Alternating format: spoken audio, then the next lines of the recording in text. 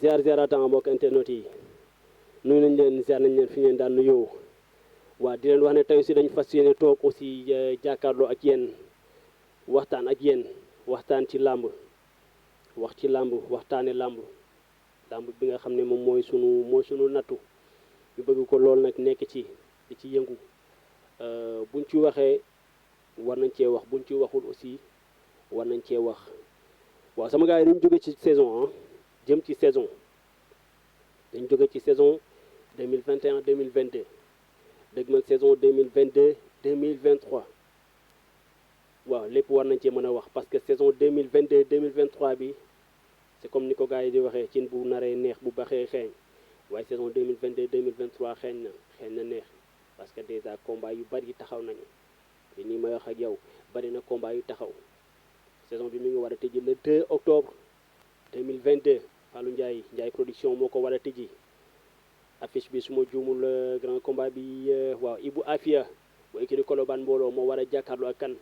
jeex jaamu ak Ibou Afia ñoo war a jàkkaarloo boobu mooy première journée de la saison 2022 2023 mais dañuy dellu si waat ci 2021 2022 saison bi ñu génn mu nekk une saison pleine je dirais pas une saison comme on n'en a jamais vu mais ce fut une saison pleine de spectacles plein de rebondissements une saison exceptionnelle voilà le mot une saison exceptionnelle saison 2021 2022 waaw bari na ci lu ñu gis loo xam ne mës ñu koo gis ci làmb mais bari na fi tamit lu ñu gis ci saison 2021 2022 loo xam ne gëj nañ koo gis ci làmb damay dellu si rek dama naan saison bi mi ngi ubbi le 10 octobre saison bi mi ngi ubbi le 10 octobre 2021 maanaam premier combat de la saison ñu ngi ko sifflé le 10 octobre 2021 grand combat bi Marley moo ko bëree face à Nicorel structure bu bees tàkk fin DKR avec Alain Pape Sarr Jumbo à la tête de la structure mu nekk structure bu bees tàkk seen baptême du feu ñu ngi ko effectué première journée de la saison le 10 octobre 2021 mu nekkoon tamit une journée pleine franchement parler spectacle garanti spectacle 100% ay combat de haute facture ay combat yu yéeme waaw lu garaaw xew na fa mën naa ne le grand combat le favori a perdu parce que Nicorel moo nekkoon le favori Marley moo nekkoon l'outsider Nicorel carrière am yëpp mën nañ ne ñaar ñoo ko mës a daan muy Sa Thiès ak kan Tyson 2 troisième défaite am ci lamb jour boobu la ko enregistré c'était face à qui c'était face à Marley le phénomène de Guédiawaye l'un des meilleurs de sa génération waaw comme ni ma leen ko waxee premier combat de la saison première journée de la saison le 10 octobre 2021 dernier combat de la saison c'était le 15 août 2022 ñaari lamb moo amoon nag à l'arène nationale Modou Baye Fall moom moo production moom moo organisé woon boole fa Kaw Gourdin ak kii di Baye Mandiaye Kaw Gourdin ak Baye Mandiaye ñoom la boole à l'arène nationale au stade Iba Mar Diop Prési production moo fa nekkoon grand combat bi mi ngi organisé woon capitaine Fissel Fodé Mbissane face à qui face à Aïdara bu ñangal Aïdara bu yeen pensionnaire de l'école de lutte Songane Gueye juste ma génnee ñaar yu sew rek parce que saison bi ay statistiques yu graaw ñoo ci am waaw ay bagages yu bari yoo xam ne dañ ko war a relater waxtaane ko ak lu làmb aussi gindeeku ci parce que bari na ñoo xam ne dañuy xool dañuy seetaan ñenn ñi dañuy xool ñenn ñi dañuy seetaan ñenn ñi dañuy seetlu sama classe gi dañuy seetlu lu bari dañuy remarquer lu bari denc instant bii nag c'est que mën nañ jàkkaarloo ak yéen aussi waxtaan ci ak yéen aussi gindi ci ñenn ci jëlee ci xam-xam aussi on partage puisque comme ni ma leen ko waxee première journée bi lu bari xew na ci mooy journée ren DKR ñu leen di wax aussi soyez les bienvenus parce que ñenn ñi dañu voyagé woon ba ñëw jóge Europe ñëw Pape Sarr qui le connaît c'est que c'est un fervent défenseur de la lutte à Pékin mais aussi instant bi yemul Pékin kese puisque bu demee ba dugg ci structure di organiser ay lamb ça veut dire que ni dafa bëgg a jariñ lamb Pape Sarr yamatul ci jariñ Pékin kese ci lamb mais non bu demee ba dugg ci structure là dafa fas yéene contribuer de près ci évolution wu lamb Sénégal donc bravo Pape Sarr bravo aussi Alain bravo Jimbo parce que mënoon nañu voyager à l'étranger liggéey seen xaalis investir ko ci yeneen domaine mais dañu préférer jël seen xaalis injecté ko ci làmb donc merci sama gars yi et soyez les bienvenus ah tëggaat leen yeneen làmb ak yeneen làmb ak yeneen làmb des fois comme ni ko waxee en français tout début est difficile des fois commencement bi day métti manque d'expérience bi da ciy jouer sa premier combat sa première journée mën nga juum daanu comme sax mbër bi mën nga juum daanu aussi promoteurs yi aussi mën nga juum daanu mën nga dugal sa xaalis foo xam ne war a ko foon dugal mën nga daje koo xam ne taxu koo jub noonu mu exploité la mais loolu avec le temps tu finis par comprendre da ngay dem ba am expérience boo ñëwee di tëgg làmb kenn dootu mën a jaar sa kaw donc soyez les bienvenus seen première journée de la saison journée bu pleine la journée bu neex franchement parler waaw des combats de haute facture des spectacles mën naa ne des spectacles franchement parler parce que grand combat bi wane na mais aussi am na beneen combat bu ma marqué ah début saison bi première journée de la saison dafa am lu mu wane dernière journée de la saison am lu mu wane première journée de la saison bi c'est pas seulement Marley Nekorel moo ci remarquable ah parce que foofu bëri nañu ci ñaari mbër yoo xam ni dañu woon seen combat nu muy demee parce que Marley ku ko xam ci ba muy mbapat ba nii may wax ak yow ku ko xam na ni Marley la plupart du temps il a l'habitude dafa am habitude di jël tànk daf ko mën xef ak xippi jël na sa tànk te la plupart du temps bu jëlee tànk day seex lu bari bu seexee lu bari moo xam lu muy def soit mu dëj la soit mu yenu la soit mu bàyyi sax tànk bi takk la loolu lépp da koy bëre mu nekkoon face à un adversaire boo xam ne mbotkat la tànk bi kenn du ko laal muy Nekorel day dóor tànk day mbot day dóor tànk te mbër yi mu dóor tànk bari na ci ñoo xam ne dañoo xalangu ba dañoo daanu ba xalangu bari na ci mbër yi mu tëgg mbot bala ñuy comprendre dañoo daanu ba jàkkaarloog asamaan si soog a xam ne daanu nañu kookoy Nekorel mooy Paul bu Lansar donc entre mbër boo xam ne mbotkat la day dóor tànk kon kooku kenn du laal tànk bi ak mbër moo xam ne day jëli tànk combat boobu nu muy demee gis nañu finalement làmb ji nu mu demee Nekorel jàppul woon ni Marley mën na ko daan franchement parler dafa gestu parce que ñi mu bëreel Marley bëreegul ak ñoom mais Marley tamit dafa ñafe ba toll ci benn niveau bi mais Marley dafa jóge woon ci contre performance bu ñu xoolee ba ci biir da ngay gis ne dafa jóge woon ci contre performance digganteem ak kii di Boy Bawal simil ak Sala teg na 4 appui leer na leerul ñu jël victoire jox ko Boy Bawal corona bi jaar fi finalement ñu ne ko Nekorel mi ngi nii moom tamit dafa ñeme risque kii di Marley dafa ñeme risque Marley mësul daw avance man je le connais très bien mu jël avance bi gëm ne mën na imposer Nekorel bëre ci biir bëre ba daan ko ci te noonu la fa demee bëri na ay clé yu bari waaye teggi mais clé bu Marley teg Nekorel contré na ko mais à force de insister dafa dem ba déstabiliser ko teg ko ci suuf daan ko jël bu rëy Marley daan na Nekorel mu ngi koy dégg jour boobu Marley daan na Nekorel loolu ngay dégg sama gars yi seetaan leen combat bi Marley daan na Nekorel loolu ngay dégg seetaanaat leen combat bi dafa créer exploit bu exploit remarquable moom la créé jour boobu. diggante Marley ak Nekorel nan la fay demee.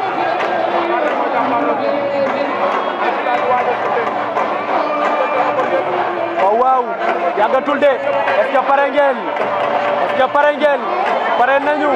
waaw arbitre bi sifflé na sama gars yi tey la dimanche 10 octobre 2021 ñoo ngi fii ci arène nationale bi le grand combat moom la ñuy sifflé noonu diggante Marley ak Nekorel mi ngi dox ci kaw Marley jël na tànk bi attention Nekorel jëm na ko fexe Marley takk na ko waaye baaxul de Nekorel mi ngi góor Marley takk na ko caxabal ba attention Nekorel jëm na ko tuur attention Marley caxabal ba Nekorel bañ na Marley takk na ko attention Nekorel fàqat na ko attention am nañu combat sama gars yi am nañu combat bu yéeme Marley Nekorel attention caxabal ba encore Marley moytul pour forcer mi ngi koy braqué na ko Nekorel bañ na Paul dafa am doole Nekorel dafa am doole sama waa ji Marley jàmbaar la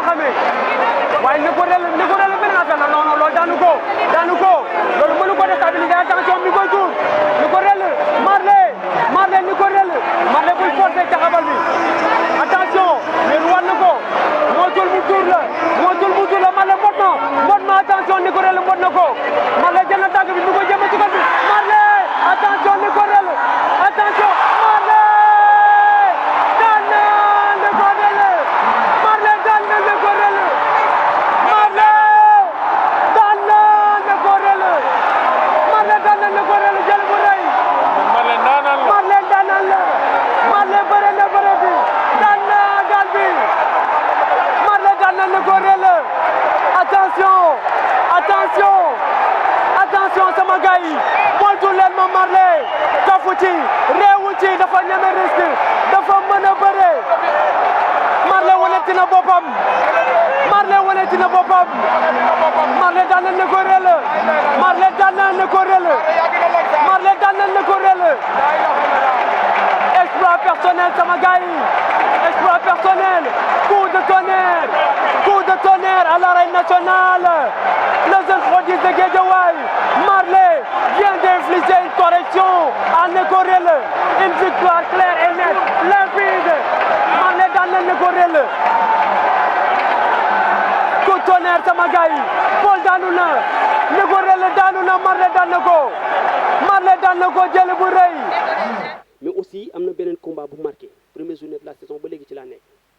beneen combat bu marqué les esprits wala boobu boo xam ne gars yi bëri bàyyi ci xel muy Calme Ndour Grand Mbagnick face à Eumeu Sène Junior Eumeu Sène Junior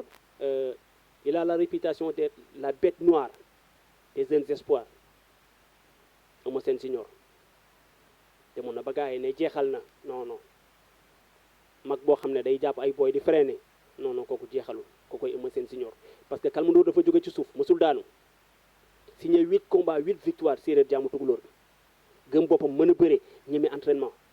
di drainer ful boo xam ne macha allah jour boobu la ñu bëri mais ci li ñu gis comme d'habitude Eumeu Sène Junior booy set avant muy bëre Calme Ndour kan la bëreel Bour Sine la bëreel Bour Sine bu bawal ku xam Bour Sine xam ko ci ñeme lu xotteeku ñeme lu metti Bour Sine du bàyyi bëre Eumeu Sène Junior daan ko booy seet boo delluwaatee tuuti Eumeu Sène Junior ci ñi mu freiné parmi les jeunes les plus teigneux les plus tenaces ci ñi mu freiné da ngay xool ci palmarèsam gis fa kan limousine bu kaay baax Eumeu Sène Junior moo ko freiné au stadium Iba Mar Diop daan ko jël bu rëy combat boobu limousine daf ko dominé ci xeex blessé ko pour te dire Eumeu Sène Junior c'est un lion boo ko blessé ci lay gën a xabtalu limousine gëmul benn yoon ne Eumeu Sène mën na ko jaar gauche droite talonné ba daan ko déedéet te Eumeu da koo daan jël bu rëy ku xam limousine xam ne def na fi série de 6 combats 6 victoires yoo xam ne kenn mënu koo laal kenn mënu koo yëngal bu mu bëree Cobra daanu ci la toog des années bëreewul mu ñëwaat pour le retour dajeek Eumeu Sène Junior wàccee ko ci palmarès Eumeu Sène Junior ba léegi dugg leen ci biir di ngeen gis kan général bu Malika Eumeu Sène Junior moo ko freiné fan la woon au stadium Iba Mar Diop donc ñu naan mag la boo xam ne baaxul ci xale jour ji face à Calme Ndour Grand Mbagnick gëm boppam ñeme li muy def jóge ci suuf di daaji jëm ca kaw gëm na ni ku taxaw ci kanam da lay fël jàll avec un palmarès respectable de 8 combats 8 victoires jour ji lan la ñu gis Eumeu Sène Junior daan na Grand Mbagnick loolu ngay dégg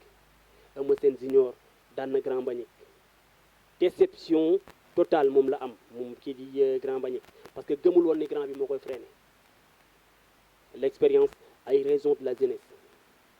parce que Calme Ndour dafa ñëwoon pour imposer ko maay xale damay dem te loolu sax moo jaadu nag xale boo dajeeg mag da nga koy won ne hey xajal ma jàll loolu la imposer comme toujours Eumeu Sène Junior freiné ko daan ko jël bu rëy sama gars yi dem leen seetaanaan combat bi nañ dem seetaan combat bi Eumeu Sène Junior daan na Grand Mbagnick loolu ngay dégg buñ ci jógee comme bilan de la saison la ñuy def mënuñu jël benn journée kese focalisé wu ci parce que tamit dafay yàgg gars yi seetaan dernière journée de la saison boo xoolee première journée de la saison mooy li ma la expliqué Eumeu Sène Junior face à Calme Ndour était invaincu maanaam mësul woon daanu toll ci 8 combats 8 victoires mësul daanu kii di Eumeu Sène Junior freiné ko dernière journée de la saison ba première journée de la saison la woon Eumeu Sène Junior Grand Mbagnick dernière journée de la saison ñu am kan Baye Mandiaye face à Kaw Gourdin le taureau de Dalifort face à Baye Mandiaye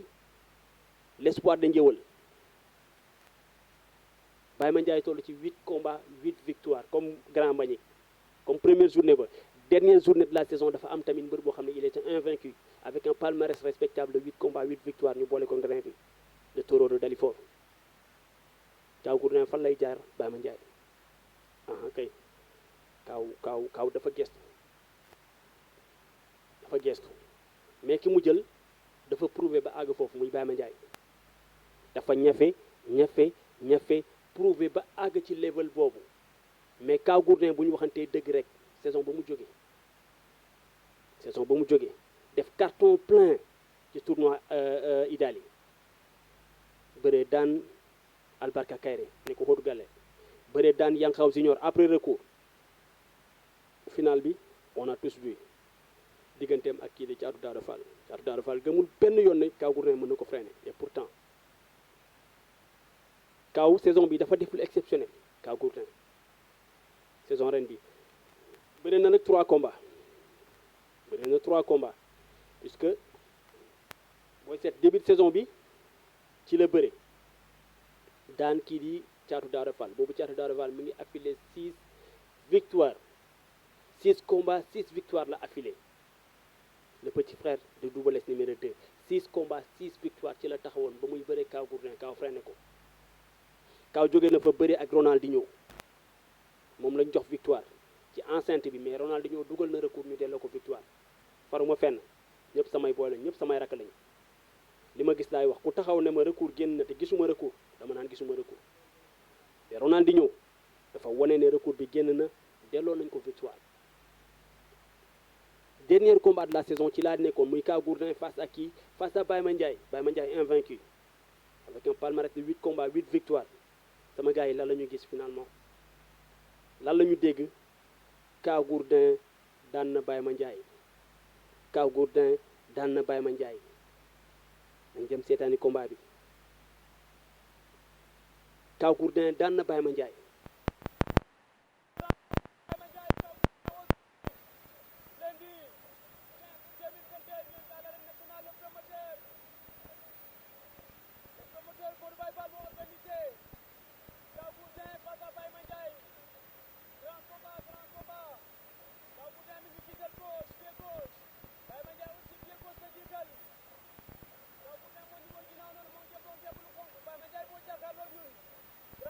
Grand combat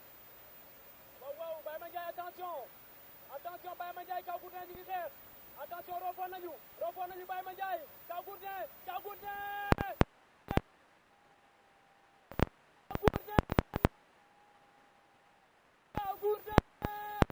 Gourdin daan na Baye Mandiaye daan na ko waaw bal bi defati na maninam Gourdin bëre na bëre bi daan na Baye Mandiaye jël bu rëy jël bu leer jël bu amul benn werante jëlal bal bi le taureau de Dalifort Kaw Gourdin wane dina boppam Kaw Gourdin defati na maninam Kaw Gourdin daan na Baye Mandiaye Kaw Gourdin daan na ko première défaite de Baye Mandiaye première défaite de Baye Mandiaye 8 combats 8 victoires ci la tollu woon tey daanu na ndeneen bi daan na ko bal bi daan na ko Kaw Gourdin daan na Baye Mandiaye lu ko metti Baye Mandiaye sëngeen na Baye Mandiaye daanu na Kaw Gourdin daan na ko Kaw Gourdin freiné na Baye Mandiaye ci yoonam yàqal na ko yoonam mi ngi noonu freiné woon na benn yoon génn waaye muy Thiatou Daouda Fall tey freiné woon na keneen muy Baye Mandiaye numéro 2 daanu na Kaw Gourdin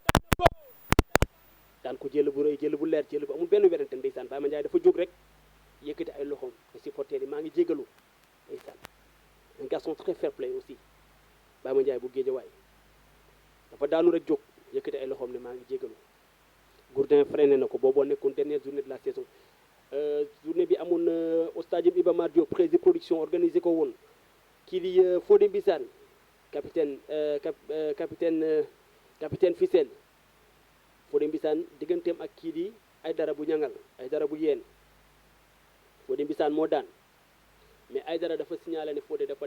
rëpp 4 appuis man envoyé na ma fi ay photo yoo xam ne dañu capturé ci combat bi ne Fodé Mbissane dafa rëpp 4 appuis ci biir combat bi dugal na recours nag on attend de voir mais jusqu'à présent ba ni may wax ak yéen Fodé Mbissane moom moo daan Fodé Mbissane saison ren bi moom tamit carton plein la def moom la def muy Fodé Mbissane capitaine Fissel carton plein la def saison bi bëree daan ay jël yu rëy parce que déjà booy seetaan digganteem ak Ndomar bu Rufisque Tëngéej da ko daan jël bu rëy dugal ko top 5 digganteem ak Géant Balla Sewru Ndiaye dañoo bëre ci biir action Sewru ne dafa blessé loxo bi dafa blessé mënatul bëre kon booy seet kii di capitaine Fissel dafa signé le triplé saison bi dafa bëre daan bëre waat daan 3 victoires la taxawee saison ren premier combat bi daanu adversaire am moo déclaré dafa blessé ñu jox ko victoire deuxième combat bi gis nañu jël bu rëy bi mu daan Ndomar bu Songane Gueye troisième combat bi mooy dernier combat de la saison le 15 août mu bëree ak kii di Aïdara bu ñangal gis nañ nu mu demee moo daan mais Aïdara nee na dafa def 4 appuis dugal na recours sama gars yi saison bi comme ni ma leen ko waxee première journée ak dernière saison bi première journée de la saison ak dernière journée de la saison moom laa leen tegal noonu muy le 10 octobre 2021 ak le 15 août 2022 date début de la saison ak date fin de la saison ci biir saison bi ay bagages xew na fi waaw ay mbër wane nañ seen bopp ay structures yu bees ñëw nañu ay promoteurs yu bees ñëw nañu et c'est ce dont on a besoin de beaucoup plus de promoteurs beaucoup plus de journées il y a des structures qui sont arrivées Baptême du Feu DKR ils ont organisé 2 combats Baptême du Feu de Kadior Production qui est entré en liste le 9 janvier 2022 Kadior Production Ibrahima Diop à la tête de la structure Kadior Production moo organisé premier combat am ci arène bi Baptême du Feu mi ngi ko organisé le 9 janvier 2022 Baye Mandione Senior di rakk ci Baye Mandione ak Ndiaye Tine di rakk ci Tapha Tine ñoom ñoo bëre grand combat bi mu nekkoon aussi journée bu yéeme kon Kadior Production Ibrahima Diop sois le bienvenu yàlla na nga réussir say entreprise ci làmb ji li ngay yóotu ci làmb yàlla na la yomb aussi waaw Kadior Production ñëw na Fouta Production ñëw na sama gars yi on a Kadior Production mais aussi Fouta Production aussi ñëw na Fouta Production moom moo organisé Pokola di doom ci maire Koumba Baldé di jarbaat ci Ama Baldé bi Baye Mandione Senior face à Ndiaye Tine Baye Mandione Senior Baye Mandione Senior face à Ndiaye Tine attention Baye Mandione jëli na ko Baye Mandione chargé na ko Ndiaye Tine bloqué na ko attention dem nañ ci suuf Ndiaye Tine Baye Mandione Senior Ndiaye Tine attention Baye Mandione Senior Ndiaye Tine attention Ndiaye Tine daan na ko Ndiaye Tine daan na Baye Mandione Senior Ndiaye Tine daan na Baye Mandione Senior jël bi rëy na jël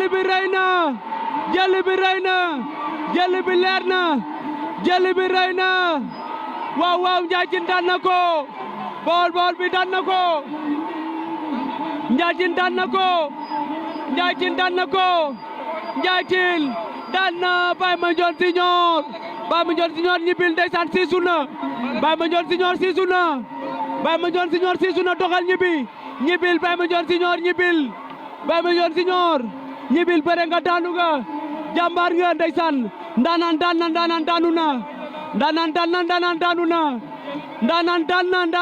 na Baye Mandione Senior daanu na ndaanaan daan na sama gaay ndaanaan daanu na Ndiaye Tine daan na Baye Mandione Senior Ndiaye Tine daan na Baye Mandione Senior lamb ji jeex na ndeysaan Tapha Tine ñëw na Tapha Tine dugg na ci géew bi ndeysaan Tapha Tine dugg na ci géew bi Tapha Tine ñëw na saafonteeg rakk ji ndeysaan Tapha Tine ñëw na saafonteeg rakk ji waaw Ndiaye Tine daan na ko Ndiaye Tine daan na Baye Mandione Senior sama gaay yi looloo nekkoon grand combat bi tey le dimanche 9 janvier 2022 ñoo ngi woon au stade Iba Mar Diop le promoteur Ibrahima Diop à la tête de la structure Kadior Production moom moo organisé woon journée bi waaye Baye Mandione Senior ñàkk na ndeysaan Ndiaye Tine waneti na boppam Ndiaye Tine defati na maninam Ndiaye Tine daan na Baye Mandione Senior jël bu rëy jël bu leer jël bu amul benn werante looloo fi jaaroon tey sama gaay waaw Kadior Production ñëw na mais aussi Fouta production ñëw na waaw fekk nañ fi Bawol production ah est-ce que Saloum production day ñëw wala production je ne sais pas waaw Mandeng production Halpulaar production Séeréer production Wolof production ainsi de suite mais de toute façon sama gars yi structuré nañu gën a bëri ci làmb ji lu ñu gën a bëree gën a arrangé ak lu làmb Kajoor production def na baptême du feu avec Ibrahima Diop le 9 comme ni ma leen ko waxee le 9 janvier 2022 Baye Mandione Junior face à Ndiaye Tine mu nekkoon combat bu yéeme combat bu opposé deux jeunes gladiateurs qui aspirent à gravir les échelons, deux jeunes gladiateurs qui aspirent à atteindre les sommets de l'arène te combat bi wane nañ ko puisqu'ils se sont donnés à fond dañu bëree wane doole wane xeex wane bëree finalement gis nañ ni Ndiaye Tine dafa daan jël bu rëy kii di Baye Mandione Junior. Fouta production ñëw na opposé Pokola comme ni ma leen ko waxee Pokola di doom ci maire Koumba Baldé Pokola di sët ci Falaye Baldé Pokola di jarbaat ci Ama Baldé premier grand combat am face à kii Fouta production moo ko tëgg boole ko ak kii di Dame Suguer numéro 2 ñu bëre combat bu métti par KO Pokola génn ci par une victoire baptême du feu de la structure Fouta production. Gis nañ fi aussi Modou Baye Fall mu production ren na def son entrée en matière dans la saison moom tamit ñëw na proposer ay journée instant bi may wax ak yow taxawalaat na yeneen journée mais yooyu dinañ ci wax ci combat yi jot a taxaw combat yi jëm 2021 2022 loolu beneen émission lay nekk mais li ñu jot a bëre saison ren bi ci lañ nekk saison 2021 2022 ci lañ nekk ba léegi bilan de la saison Modou Baye Fall def na entrée en matière mais aussi LP Events aussi ñëw nañu LP Events aussi def nañu leur entrée en matière Mousnakh production avec Ousseynou Ngom tamit ñëw nañu organisé ici à Dakar ndeysaan waaw Bawol lañ jógee Mousnakh lañ jógee ñëw nañu fii Dakar organisé une journée boo xam ne tamit journée boo xam ne macha allah ay jeunes espoir ñoo ci bëre puisque grand combat bi mi ngi opposé woon limousine bu Mousnakh moom la jëloon boole ko ak kii di Faye Biram bu Grand Dakar Faye Biram moo daan kii di limousine kon Mousnakh production dalal jàmm am na yeneen structure am na yeneen waaw de nouveau yaana man maa xaw a buure rek te affaire yi damay freestyle nii rek binduma dara damay maa di wax rek benn instant mais daal am na ay nouvelles structures yu ñëw envoyer arène bi lu mu gën a yokku gën ñoo arrangé Mo Gate Events voilà Mo Gate Events Mohamed Diallo alias Mo Gate la structure Mo Gate Events def na son entrée en matière baptême du feu c'était le 15 mai 2022 gala la woon grand combat diggante Zarko ak kii di Baye Mandione Zarko Baye Mandione grand combat mi ngi noonu le derby Thiaroye Grand Yoff arbitre bi sifflé na génn seen diggante Zarko Baye Mandione tey le dimanche 15 mai 2022 ñoo ngi à l'arène nationale le promoteur Mohamed Diallo à la tête de la structure Mo Gate Events moom moo organisé Zarko face à Baye Mandione waaw Zarko jëli na ko Baye Mandione fàqet na ko ñu ngi bëre Zarko Baye Mandione Zarko rëbb na mi ngi jóg bëgg na jógaat Zarko Baye Mandione Zarko Baye Mandione ñu ngi bëre waaw ñu ngi bëre attention Zarko non mbatum loxo bi mënul nekk caxabal ba Baye Mandione Zarko daan na Baye Mandione Zarko daan na Baye Mandione Zarko daan na Baye Mandione jël bu rëy daan na ko jël bu leer daan na ko jël bu amul benn werante Zarko est de retour triomphal de Zarko mi ngi noonu retour gagnant de Zarko bëre bi daan na ko jël bu rëy Zarko daan na Baye Mandione Zarko daan na ko jël bu rëy daan na ko jël bu leer daan na ko jël bu amul benn werante retour gagnant retour triomphal de Zarko. Il vient de sortir victorieux de son combat. Il a signé 2 victoires claires et nettes. pour son retour dans l'arène. Il a signé 2 victoires, il a infligé la correction en Mbaye Gouy Gui aujourd'hui. Il vient de terrasser de fort belle manière Baye Mandione. Zarko est de retour. Zarko est de retour. Zarko bëri na bëri bi daan na Baye Mandione. Zarko daan na Baye Mandione. Zarko daan na Baye Mandione. Zarko daan na Baye Mandione jël bu rëy, jël bu leer, jël bu amul benn werante. yi gën a bëree ci làmb ji mu gën a arrangé ak lu làmb journée yi gën a bëri làmb ji gën a neex waaw ay structures yu bees ñëw nañu mais aussi remarqué nañu l'entrée en matière de Mo Gates Events Mohamed Diallo alias Mo Gates Events gala la ñu tëgg mi ngi mel ni comme waa ren DKR l'ouverture de la saison gala la ñu tëgg ay grand combat lañu jël boole ko def ko benn journée Mohamed Diallo aussi Mo Gates Events aussi noonu la fa demee ay grand combat la jël boole ko ci benn journée malgré le fait que y a 2 combats yu ci yàqu muy mobile 2 face à Tonnerre waroon nañ cee bëree dafa mujj yàqu ama neex face à Lac Rose waroon nañ cee bëree dafa mujj yàqu mais Zarko Baye Mandione jour boobu yëngal nañu stade bi mais aussi le combat qui a opposé doomu dangu face à qui doomu dangu face à Jordan beneen affaire sama gars yi nee naa leen doomu dangu c'est un gladiateur c'est un gars qui lâche pas mbër la moo xam ne du bàyyi xoolal fi ko Jordan àgg ak ni mu ci génnee Zarko le retour triomphal de l'enfant de Grand Yoff représente Zarko demoon exilé wu Espagne nekk fa 3 ans 4 ans whatever dafa signer le retour mais benn saison mu effectué 2 sorties 2 succès 2 combats 2 victoires Mbaye Gouy Gui la njëkk a bëreel ren DKR moo ko tëgg au mois de février mu daan Mbaye Gouy Gui ñu ne déeta waay mois de mai le 15 mai ren DKR la structure Mo Gates Events copté ko mu bëree ak Baye Mandione daan Baye Mandione jël bu rëy jël bu leer jël bu amul benn werante sama gars yi nee naa leen saison ren bi ay mbir yu garaaw da cee xew Zarko xaw ma kañ la gëj a bëri ñaari combat par saison benn saison bëri ci ñaari combat gëj na ko am de Baye Mandione gëj na bëri ñaari combat ci benn saison puisque ren la structure Jam Production moom moo organisé premier combat am su ma juumul c'était le 25 décembre 2021 opposé ko ak kan le roi des arènes de la Gambie en l'occurrence Xoyantaan déplacé wu combat bi Jamaïcain tëggoon na ko Gambie mu yàqu ay problème de lan daggal say wee dagguma samay wee Jamaïcain indi ko à l'arène nationale dëggaat ko foofu noonu pour clarifier les débats Baye Mandione dafa kaw kii di Xoyantaan da koo dóor kaw da koo dugal hyperkit mu wàcc finalement digganteem ak Zarko moom la ñàkk kon yoon bëri na 2 combats ci saison bi mënoon na signer le doublé mais dafa mujj ñàkk deuxième combat bi Zarko signer le doublé maa ngi nekkoon ci structure yi sama gars yi wane nañ seen bopp mais aussi la saison 2021-2022 a été marquée par le retour du maestro le retour du grand Gaston Mbengue la structure Gaston Production waaw Gaston nag nee na doonatul moom léegi nee na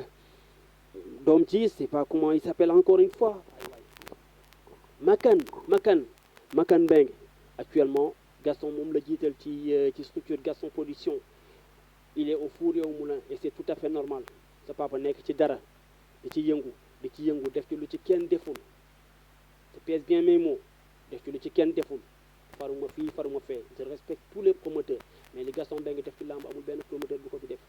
30 ans de présence 1992 2022 ça fait 30 ans kon Makan bu sa papa nekkee ci dara fanweeri at xëcc la ne la kaay continuer mission bi jëlal mission bi continuer ko te ragal naa ne d'ici quelques années Gaston Mbengue day retiré wu bàyyi Makan continuer te aussi apprentissage bi mën naa ne bu dee bi mooy première saison apprentissage Makan Mbengue à la tête de la structure Gaston Production mën naa ne il a réussi parfaitement parce que la structure Gaston Production moo dellu si waat ci làmb ji ñu gis lu ñu gëj a gis ci làmb Balla Gaye 2 bëri na 2 combats ci benn saison kañ la ko gëj a am en 2010 ba mu bëri ak Modou Lo le 21 mars 2010 mu daan Modou Lo le 31 je crois le 31 je crois bien le 31 juillet ci la bëri ak Baboy le 31 ou le 7 août je sais plus quelque chose comme ça mais daal fin de saison bi c'est semaine bi Modou Lo semaine bi Balla Gaye dafa bëri daan Baboy semaine suivante bi Modou Lo bëri ak kii di Baye Mandione saison boobu ñaari ténor ñoom ñaari ku ci nekk ñaari combat nga am Balla Gaye 2 saison boobu la gëj a bëri 2 combats en 2010 saison 2009 2010 saison 2010 2011 bëri na benn combat face à Tyson mu jóge ci en 2012 benn combat la bëri face à Yekini 2013 mu bëree benn combat face à Tapha Tine 2014 mu bëree benn combat face à Bombardier ci la jógee def 2 ans bëri woon moom Balla Gaye numéro 2 à son retour pareil benn combat par saison la bëri parce que Gris Bordeaux la bëreel am ndam ci kawam par avertissement saison suivante bi mu bëreeg Modou Lo am ndam ci kawam saison suivante bi ainsi de suite Balla Gaye 2 gëj na bëri 2 combats ci benn saison depuis 2010 ren bëri na 2 combats il avait l'occasion de signer le doublé puisque dafa signer 4 combats 4 contrats c'est la première fois ñu koy gis Gaston Mbengue moo fa jaar ñëw jëkkati 4 combats 4 contrats proposé ko kii di Balla Gaye 2 contrats proposé ko kii di Eumeu Sène d'accord donc retour Gaston Mbengue am na solo ci làmb ku mel ni Gaston bu génnee ci làmb rek dafay bàyyi benn vide mais bu effectuer retour rek dañuy gis ne làmb ji day dundaat mais aussi nañu bàyyi xel Gaston gars yi naan père Gaston je préfère dire Gaston pas manque de respect mais en tant que journaliste waaw ñiy seetaan nañ jéggi ne Gaston Mbengue laay waxal en point c'est tout na bàyyi xel na ñun reporter yi ay doomam ñoo fi nekk ay jarbaatam ñoo fi nekk ay rakam ñoo fi nekk donc moom il travaille pour l'État il travaille pour monsieur le président discours am yëpp mooy nañ jàppale président moom c'est un pro Macky donc bu organiser làmb dafa war a créer emploi Gaston Mbengue je m'adresse à toi boo tëggee làmb da nga war a créer emploi mais waroo say business la nag yaa ko moom franchement parler c'est à toi nee na site bu dugg sama làmb man arrangé wu ma bu ñu waxantee dëgg rek man personnellement arrangé wu ma la fekk Gaston ne site bu dugg sama làmb mais sa làmb la yaa ko moom boo ne site bu dugg kenn du dugg mais de là à ce que l'État moom ngay jàppale président Macky Sall moom ngay soutenir te président Macky dafa war a créer emploi kon yow waroo ñëw di wàññi emploi promoteurs yi dañuy tëgg làmb presse bi ñëw couvrir yow boo tëggee làmb tamit waroon nga mën a bàyyi rek presse bi say doom say jarbaat ñëw couvrir làmb ji bu ñu demee publier du la xañ dara du la yàqal dara waaw da nga yor sa chaîne aussi Gaston Production on peut bien comprendre mais aussi même Mo Gates ni mu def bañ ñëwee filmer galaawu Mo Gates ñun dañoo wax clairement nañu 4 jours 5 jours après le gala ci ngeen am droit publier man dama teg fii samay image dama ko teg fii ba une semaine après laa koy soog a publier les combats Baye Mandione Zarko journée bi yëpp dama xaar ba une semaine après laa koy soog a publier donc man sa journée ma ñëw filmer nga nañu xaar leen ba 5 jours wala ba une semaine ba yéen ngeen exploité ba pare ñun ñu soog a exploité man loolu ça me pose aucun problème mais ay combat Balla Gaye 2 face à Bombardier Balla Gaye 2 face à Gris Bordeaux Eumeu Sène face à Bombardier mais loolu on aurait aimé reporter ko am ko ci suñuy archive mais nag c'est à toi mais big up big respect à toi Gaston Mbengue sa retour ci làmb am na solo combat yi taxaw danañ ci ñëwaat après mais saison ren bi Bombardier 2 combats premier combat la bëreeg Balla Gaye 2 daan ko deuxième combat mu mbëkkanteeg le fou de Tay Shinger Eumeu Sène Tay Shinger moom la dajeel deuxième combat bi ama këpp yelwaanam Balla Gaye 2 premier combat bi la raté face à Bombardier deuxième combat bi c'est rattrapé face à qui le grand Nandité Nantébé fils de la Médina Gris Bordeaux kon booy seet ténor yi presque ñëpp bëri nañ à l'exception de quelques-uns Modou Lo Ama Baldé combat bi taxawoon na yàgg na dañ demee ba moins de 2 semaines xam nañ lu ko yàq Modou moo blessé kon kan moo amul combat ci saison bi je pense que je peux dire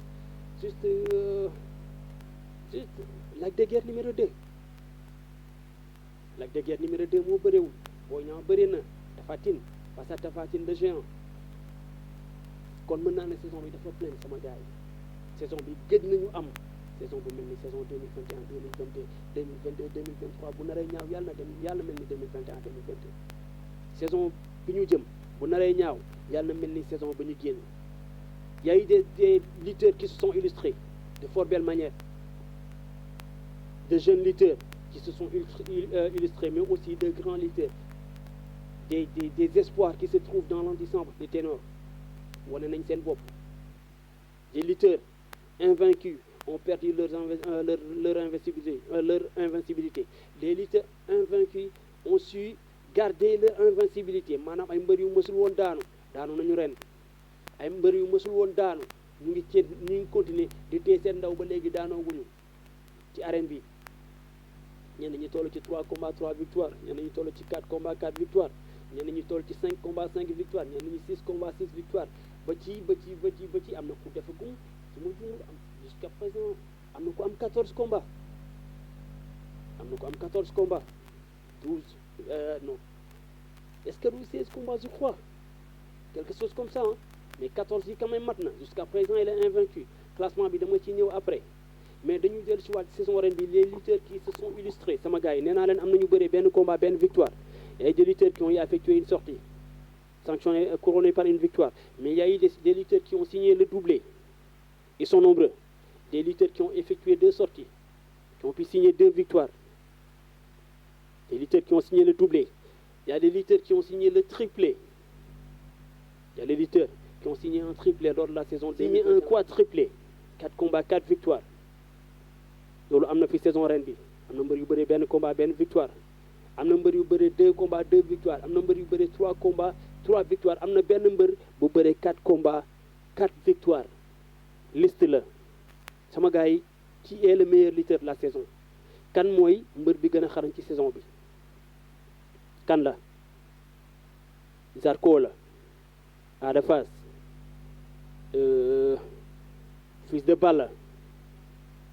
Kanati, ils sont nombreux hein, les lutteurs yoo xam ne ren sans faute la ñu def. Albouri mi ngi fi sans faute la def. Dougar Peul mi ngi fi sans faute la def. Tu vois kan mooy le meilleur lutteur de la saison bi ñu génn kan moo ci ban mbër moo ci gën a wane boppam saison 2021 2022 sama gars yi ban mooy le meilleur combat de la saison bi ñu génn ban combat moo ci dàq boo ma doon classel yan 5 combats sa top 5 yan combat ngay génnee 5 combats yi ngay génnee ba tey mën ngeen koo bind ci commentaire yi ku ci ne mën nga indi sa top 5 combats yi dàq ci saison bi, mais ban combat moo dàq ci saison bi, meilleur combat de la saison ban combat la. ñu dellu ci waat ci quelques détails yu ndaw yu am ci saison bi 2021 2022 benn combat ñaari ndam mënul am fenn, un combat 2 vainqueurs amul fenn, mais ren ji am na fi muy combat Bulldozer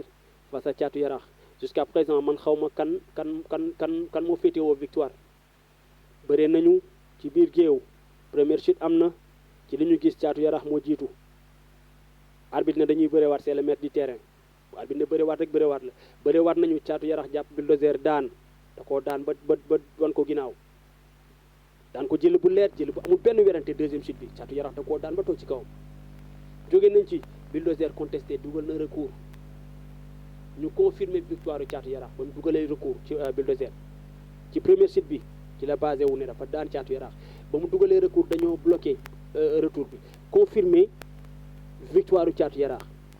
moom Bulldozer mu dugalaat defaat appel ba mu dugalee appel génneel nañ ñu benn document won ñu ne Bulldozer delloo nañ ko victoire. Appel bi jàpp na kon Thiatou Yarakh moo am défaite, Bulldozer moo féetewoo victoire. Par la suite quand Thiatou Yarakh génne nañu leeral wone recours bi ba mu génnee 3 tampons moo ci nekk, ñetti cachet moo ci nekk. Appel bi 2 cachets moo ci nekk, kon foofu tamit jaxasoo am na parce que normalement recours bi bu amee 3 cachets normalement man ci sama xalaat bu gàtt appel bi kon 4 cachets la war a am parce que recours bi dafa am fu mu jaar ci tamponné mu jàll ci keneen kooku tamponné mu jàll ci keneen kooku tamponné loolu recours bi ñu ne confirmé nañu victoire Thiatou Yarakh. kon bu ñëwaatee def appel ñu visionné waat fi mu jaaroon dafay jaaraat ci mu njëkkoon jaar mu tamponné ne amul kooku dafa war a tamponné nangu ne aha kay am na ki ci topp tamponné waat ne am na ki ci topp tamponné waat ne am na le dernier maanaam appel bi fa mu àgg fi nga xam ne àggu fa woon kooku tamponné. kon dañu war a am 4 cachets normalement ci appel bi mais 2 lañu gis jaxasoo na man instant bi Caatu Yaraax Bulldozer sañu ma taxaw fenn ne Bulldozer moo daan sañu ma taxaw fenn ne Caatu Yaraax moo daan un combat deux vainqueurs amul fenn te loolu CNG rek moo ñu mën a leeral est-ce que appel bi dañoo confirmer dëggantaanment ne Bulldozer moo am ndam ñu xam man fu ma toogee fu may reporter ma ne Bulldozer moo daan Caatu Yaraax wala bu dee recours bi bañ ko dugalee dañoo infirmer kii dañu infirmer ci waaye Bulldozer confirmer victoire Caatu Yaraax bu dee confirmation boobu moo taxaw ba léegi fu ma taxaw ma ne Caatu Yaraax daan na Bulldozer mais ni may wax ak yow mënaguma wax ne kii moo daan wala kii moo daan loolu nañu ci leeral. grand combat mi ngi noonu diggante Bulldozer ak Caatu Yaraax waaw Caatu Yaraax moom moo ñu wan ginnaaw noonu moom moo teel bopp bi Bulldozer moom moo jàkkaarloo ñun moom moo tax morceau bu weex ci bopp bi booboy grand combat dernier combat de la soirée mi ngi noonu sama gars yi tey le dimanche 27 février 2022 ñoo ngi à l'arène nationale le promoteur Fallou Ndiaye à la tête de la structure Ndiaye production moo organisé arbitre bi sifflé na génn seen diggante arbitre bi sifflé na génn seen diggante waaw arbitre bi génn seen diggante Caatu Yaraax moo ñu woon ginnaaw noonu moo ngeem lu vert li moom moo tend boobu kii di Caatu Yaraax waaye kii di Bulldozer moom moo jàkkaarloo ak ñun arbitre bi génn seen diggante Bulldozer Caatu Yaraax Bulldozer booboy combat spécial booboy grand combat bi booboy grand combat de la soirée mi ngi noonu arbitre bi génn seen diggante Caatu Yaraax attention Caat dem na attention Caatu Yaraax Bulldozer attention essence de coup dooral ma door essence de coup attention mbot ma déedéet baaxul de attention Bulldozer tàgg na ko mbot ma dem nañ ci suuf lan moo xew dem nañ ci suuf lan moo xew sama gars yi dem nañ ci suuf lan moo xew dem nañ ci suuf lan moo xew nee na leen nañu génn ñoom ñaar ñu ànd de lan moo xew sama gars yi lan moo xew waaw njaax am na ci làmb foog ñu bëree waat njaax dafa am ci làmb foog ñu bëree waat waaw il faut ñu bëree waat sama gars yi njaax dafa am ci làmb waaw ñoom ñaar ñëpp ñoo ànd demandoo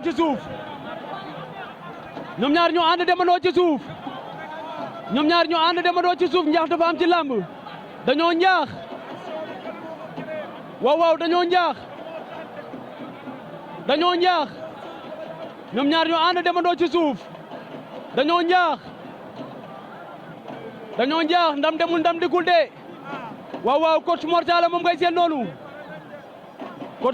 ngay seen noonu mi nga ànd ak poulain moom Bulldozer waaw foog mu sifflé waat ñaari bërekat lañu boole ñaari bërekat ñoom lañ fi boole Caatu Yaraax ak Bulldozer ñaari xale lañu waaye ñaari bërekat lañu dañoo gëm seen bopp dañoo mën a bëre arbitre bi sifflé waat na génnaan na seen diggante ku ci nekk benn defet nga am Caatu Yaraax benn defet la am ci carrière am Bulldozer benn defet la am ci carrière am kan mooy am ñaari defet tey ndam li fan la jëm Yaraax la jëm wala Malika la jëm ndam li fu mu jëm ndam li Yaraax la jëm wala Malika Bulldozer moo jóge Malika Caatu Yaraax moo jóge Yaraax arbitre bi sifflé waat na génn na seen diggante ñu ngi lewtoo Bulldozer Caatu Yaraax attention Caatu Yaraax mi ngi dox ci kawam Bulldozer Caatu Yaraax attention roofoo nañu Bulldozer takkaan na ko Caatu Yaraax mbot na ko dem nañ ci suuf Bulldozer Caatu Yaraax attention Caatu Yaraax da ko bëgg a sax-saxe waaye Bulldozer nanguwul loolu Caat da ko bëgg a sax-saxe waaye Bulldozer nanguwul loolu bëre nañu xeex nañu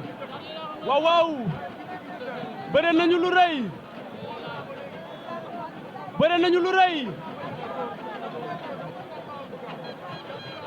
bëre nañu lu rëy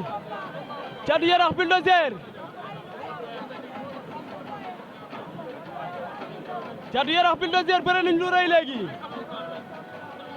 Caatu Yaraax moom moo tent boobu noonu moom moo ngem lu vert li Bulldozer moo ñu won ginnaaw noonu waaw Caat mi ngi dugal ay coups attention épreuve de force Caatu Yaraax Bulldozer Caatu Yaraax Bulldozer Thiatou Yarakh attention Paxé na ko rëpp na Thiatou Yarakh daan na ko Thiatou Yarakh daan na ko Thiatou Yarakh daan na ko Thiatou Yarakh daan na ko Thiatou Yarakh daan na Bulldozer mi ngi noonu Thiatou Yarakh wane na boppam Thiatou Yarakh daan na Bulldozer Thiatou Yarakh daan na ko Thiatou Yarakh daan na Bulldozer waaw daan na ko jël bu rëy Thiatou daan na ko mi ngi périer Thiatou Yarakh daan na ko Thiatou Yarakh daan na Bulldozer jël bu rëy daan na ko jël bu leer daan na ko jël bu amul benn werante Thiatou Yarakh wane dina boppam Thiatou Yarakh defati na maninam Thiatou Yarakh daan na Bulldozer waaw dafa mel ni waa Malika dañu contesté dafa mel ni waa Malika dañu contesté waaw waaye Thiatou Yarakh daan na Bulldozer Thiatou Yarakh daan na Bulldozer daan na ko jël bu rëy daan na ko jël bu leer daan na ko jël bu amul benn werante Thiatou Yarakh daan na Bulldozer Thiatou Yarakh daan na Bulldozer waaw Thiatou Yarakh daan na ko Thiatou Yarakh wane dina boppam dafa dina maninam mi ngi ci yoonam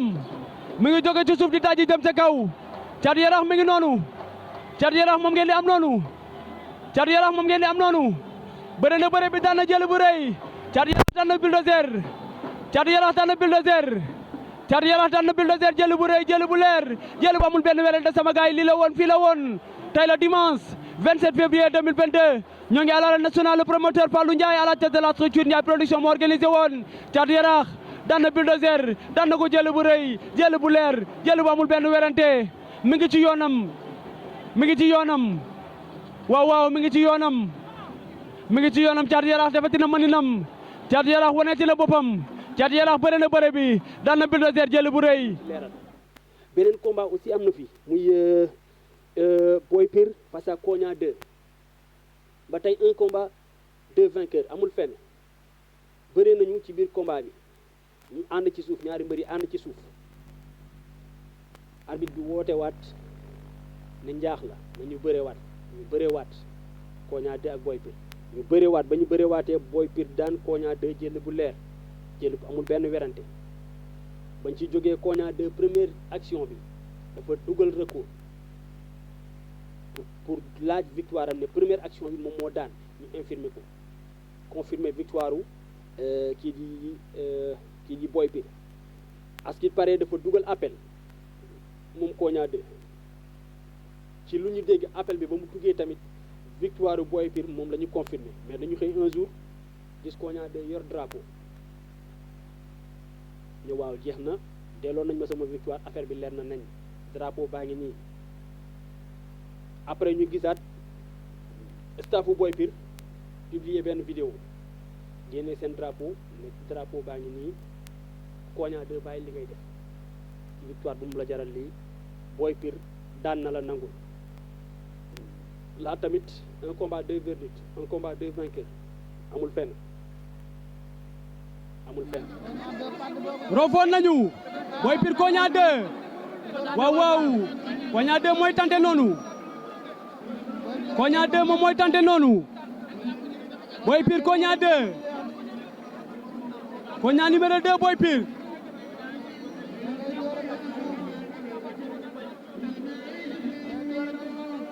Kogna 2 face à Boy Pire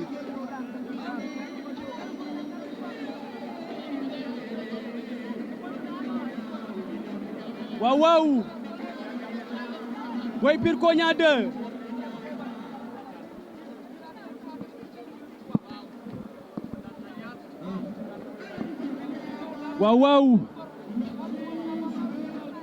waaw Kogna 2 face à Boy Pire Kogna 2 Boy Pire face à Kogna 2 combat spécial de la soirée mbaa combat bi du yàgg combat bi mbaa du yàgg question la mbaa du yàgg waaw Boy Pire Kogna 2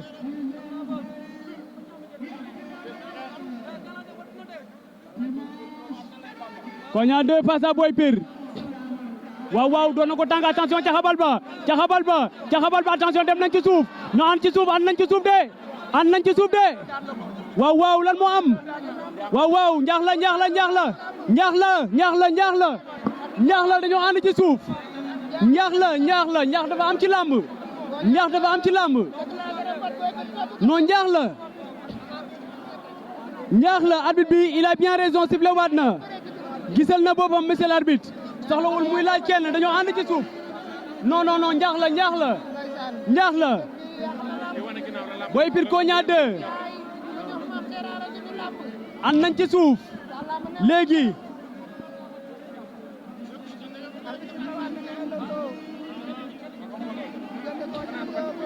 Boy Pire Kogna 2 Boy Pire Kogna 2 combat spécial de la soirée Boy Pire Kogna 2 Boy Pire Kogna 2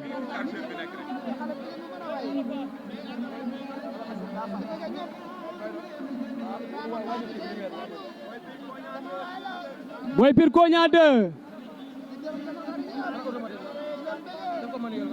Boy Pire Kogna 2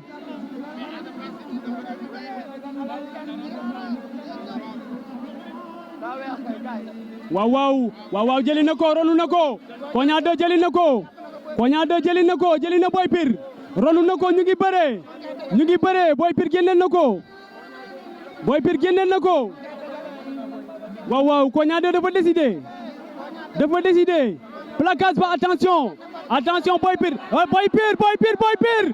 daan na ko Boy Pire daan na ko Boy Pire daan na ko Boy Pire daan na Kogna 2 Boy Pire daan na Kogna 2 jël ko mi ngi noonu Boy Pire daan na Kogna 2 Boy Pire daan na ko jël bu rëy jël bu leer jël bu amul benn werante Kogna 2 mi ngi noonu bëre na ba dee waaye ñàkk na daanu na Boy Pire daan na ko waaw combat spécial de la soirée Boy Pire vainqueur de Kogna 2 mi ngi noonu bëre na ba dee waaye daanu na Boy Pire daan na Kogna 2 mi ngi noonu jël ko mi ngi noonu kokoy Boy Pire l'espoir de Yeumbeul l'espoir de l'écurie Walo bëre na bëre bi daan na Kogna 2 jël bu rëy jël bu leer jël bu amul benn werante ndeysaan jëlal Saloum mi ngi nale di daw di ñëw Saloum mi ngi noonu doomu ndey Boy Pire ndeysaan moo encadré Boy Pire